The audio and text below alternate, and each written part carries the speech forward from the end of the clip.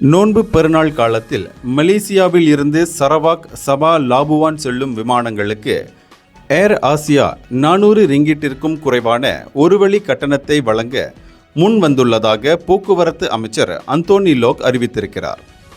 March 28 முதல் April 5ஆம் தேதி வரை 90க்கும் மேற்பட்ட இரவு நேர விமான சேவைகளில் 16,000 இருக்கைகளுக்கு ஏர் ஆசியா குறைந்த கட்டணத்தை வழங்கும்.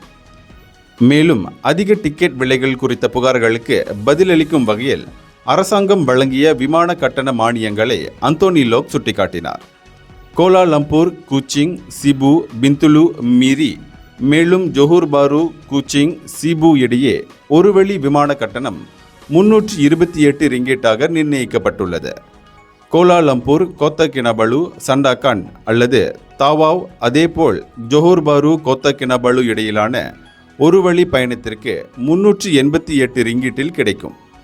ஏர் ஆசியா போன்ற முக்கிய தொழில் நிறுவனங்களுடன் பணியாற்றுவதன் மூலம் நாங்கள் தொடர்பை மேம்படுத்துகிறோம், பயணச் செலவுகளை குறைக்கிறோம், இறுதியில் மக்களின் நல்வாழ்வை மேம்படுத்துகிறோம் என ஏர் ஆசியாவின் இந்த ஆண்டிற்கான 2வது நிலையான கட்டண விமான முயற்சியை தொடக்கி வைத்த பிறகு அவர் இத்தகவலை வெளியிட்டார். இந்தியர்களின் இதய குரல் மக்களோசை.